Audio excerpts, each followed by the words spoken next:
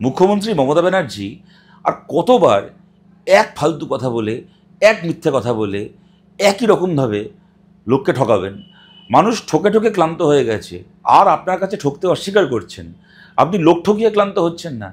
কালকে আবার ওই এক ফালতু কথা গতকাল বললেন যে 26,000 ছেলেমেয়ের চাকরি চলে গেছে, তার মধ্যে 18,000 19,000 ছেলেমেয়ের কোনো দোষ নেই, যারা নিরপরাধ, তাদের চাকরি চলে গেছে। বললেন যে আমার কিছু করার নেই, দেখুন মামলা আমি করিনি, মামলা বিকাশ ভট্টাচার্য করেছে, বিকাশ ভট্টাচার্যের কথা বললেন, অন্য জাজের কথা বললেন, সেই জন্য চাকরি গেছে।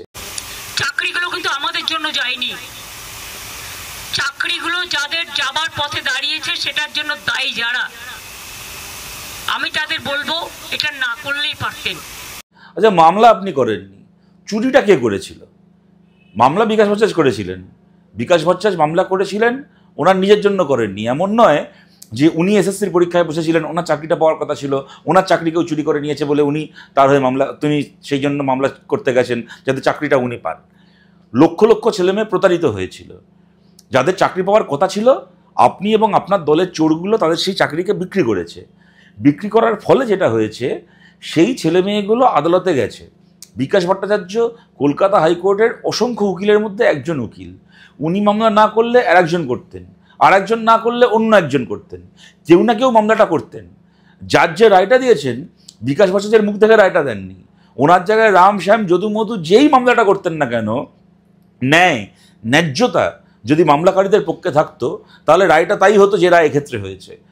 রায়টা এখানে এসছে উকিলের জন্য নয়, রায়টা এসছে আপনার এবং আপনার দলের চোরগুলোর জন্য। এরকম একটা রায় এসছে। আদালত এই একই কথা, আপনি যেহেতু এক মিথ্যে কথা বারবার বলে যাচ্ছেন, সেহেতু একই সত্যি কথা আমাদেরকে আবার সেই পুনরাবৃত্তি করে যেতে হচ্ছে।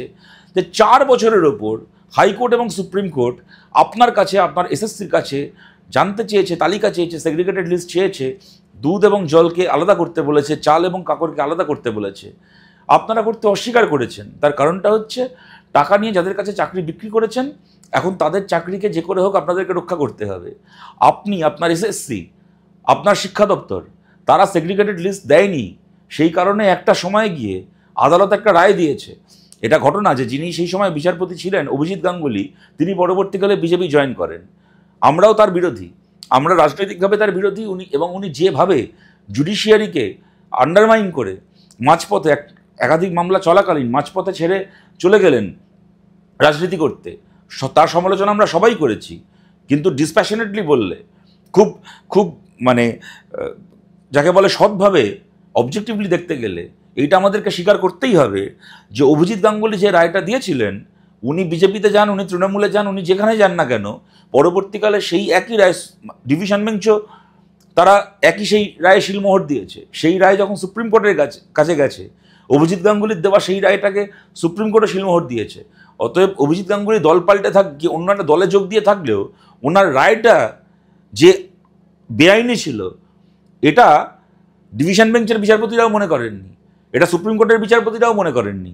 ডিভিশন বেঞ্চ আর সুপ্রিম কোর্টের বিচারপতিরা তো বিজেপি জয়েন করেননি, তারা তো রাজনীতি করতে আসেননি, তারা তো বিচারপতির চেয়ারে বসে বিচারকের কাজটাই করে যাচ্ছেন।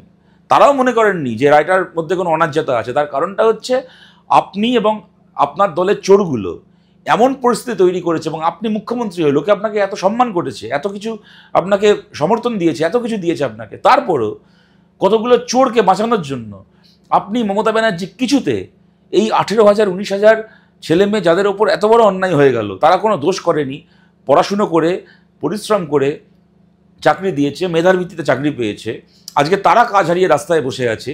আপনি চাইলে এদেরকে রক্ষা করতে পারতেন, আপনি এখনও চাইলে এদেরকে রক্ষা করতে পারেন। এই যে আপনার সরকার ঠিক করেছে যে তারা অ্যাপিল করবে সুপ্রিম কোর্টের কাছে, আবার রিকনসিডার করার জন্য তারা অ্যাপিল করবে। কি করবেন আপনি অ্যাপিল করে? হাইকোর্টে আপনি যা বলেছেন একই কথা ডিভিশন বেঞ্চে বলেছেন, একই কথা সুপ্রিম কোর্টে বলেছেন। এই কথাগুলো বললে পাল্টা রায় কি আসে দেখা হয়ে গেছে। আপনি কোথায় অ্যাপিল করবেন? সেই তো সুপ্রিম কোর্টেই অ্যাপিল করতে হবে। আপনি তো রাষ্ট্রসংঘে গিয়ে অ্যাপিল করতে পারবেন না, আপনি তো মঙ্গল গ্রহে গিয়ে অ্যাপিল করতে পারবেন না। সেই একই জায়গা থেকে একই ডকুমেন্টের ওপর, আপনার পক্ষের একই বক্তব্যের ওপর একটা রায় চলে এসছে, তারপর একবার কেন আপনি 1 কোটি বার অ্যাপিল করুন না, তাতে কি হবে? তাতে কি যাবে আসবে? তাই আমরা এখনও বলছি আপনাকে, যদি আপনার মধ্যে লজ্জা বলে এবং মানবিকতা বলে এই দুটোর কোনো একটা 1 চামচও থেকে থাকে, তাহলে দয়া করে খালি হাতে অ্যাপিল করতে যাবেন না। যেটা আপনি এর আগে দেননি কোর্টকে সেটাকে দিন, সেগ্রিগেটেড লিস্টটাকে নিয়ে যান, চাল এবং কাকড়কে আলাদা করার লিস্টটাকে নিয়ে যান। আপনার দলের চোরগুলো কেস খেলে কেস খাবে, জেলে গেলে জেলে যাবে। তার বদলে এই ছেলে মেয়েগুলো কোনো দোষ করেনি, তাদের চাকরিটা পুনর্বহাল হোক, এবং যে ছেলে মেয়েগুলো প্রতারিত হয়ে একদিন চাকরি পায়নি তাদের চাকরিতে নিযুক্তি হোক। তা না করে আপনার লজ্জা করে না?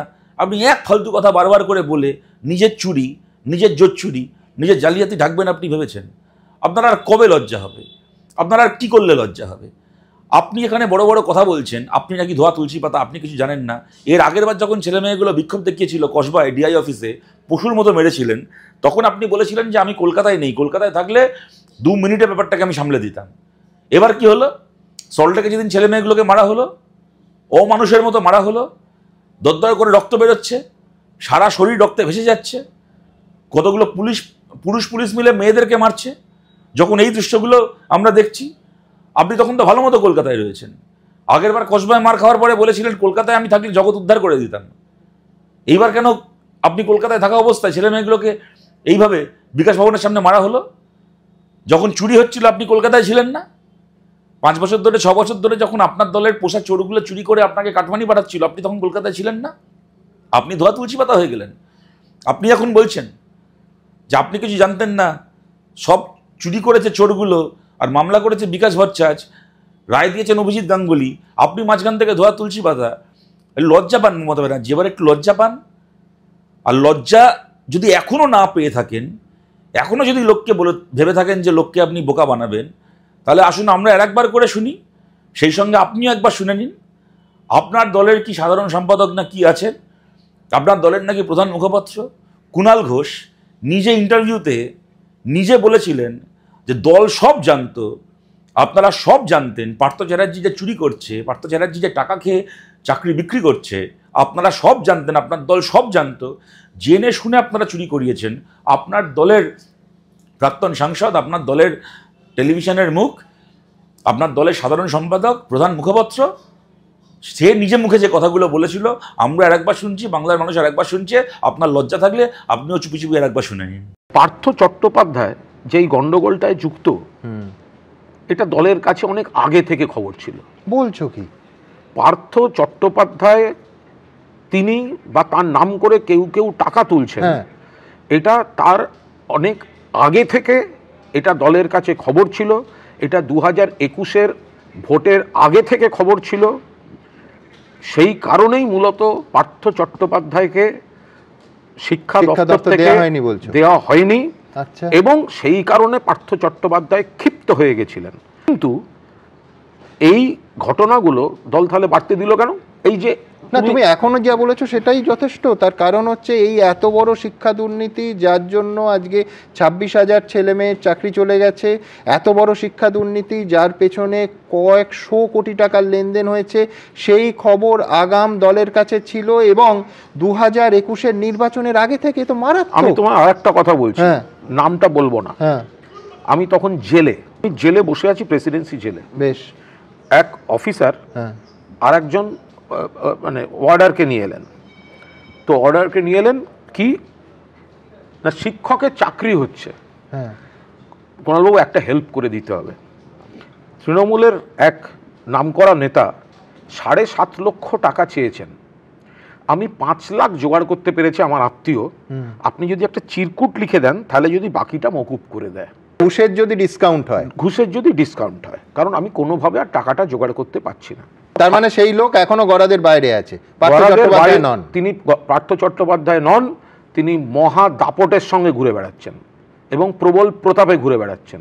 মন্ত্রিসভার মধ্যে রয়েছেন, মন্ত্রিসভার সদস্য। কেউ না কেউ তো অন্যায় করেছে, চাকরি পেয়েছে, কিন্তু বাকিদের একটা ভয়ঙ্কর কষ্টের মধ্যে পড়ে গেছে। একদম। আমার কোথাও মনে হচ্ছে বিরোধীরা জট পাকিয়েছে, অমুক হয়েছে তমুক হয়েছে, সব ঠিক, কিন্তু চুরি ডাকাতি যখন এখান থেকে হয়ে লণ্ডভণ্ডটা হয়েছে, আমাদের কোনো ব্যক্তি, তারা প্রশাসনে থাকুন বা কোনো ডিপার্টমেন্টে থাকুন, এসএসসি হোক বা এসএসসির অভিভাবকরা হোক, তারা যদি একটু সদিচ্ছা দেখিয়ে এই ছেলেমেয়েগুলির সঙ্গে বসতেন, আজ এই প্রবলেম সলভ হয়ে যেত। 13 থেকে 16-র মধ্যে তুমি জেলের মধ্যে বসে তোমার ঘুষের ডিসকাউন্টের অ্যাপিল পাচ্ছ, অর্থাৎ তখন এই বেআইনি পথের সমস্ত রিক্রুটমেন্ট অর্থাৎ ঘুষ নিয়ে চাকরি দেওয়ার যে ট্রেন্ডটা সেটা শুরু হয়ে গেছে, এবং তাতে একেবারে রাজ্যের মন্ত্রী যুক্ত, যিনি এখনো রাজ্যের মন্ত্রী আছেন, এখনো রাজ্যের মন্ত্রী, সম্ভবত 16 সালটা এখনো তিনি রাজ্যের মন্ত্রী। এবং 2021 সালের আগে আমাদের দলের কাছে স্পষ্ট খবর ছিল এই পার্থ চট্টোপাধ্যায় বিপুল টাকা তুলছেন, এবং কোন কোন লোকের মাধ্যমে তুলছেন, কোন জেলায় তুলছেন, এই খবর পর্যন্ত কিন্তু ছিল। কিন্তু এর কোনো প্রশাসনিক বা অন্য কোনো ব্যবস্থা হয়নি।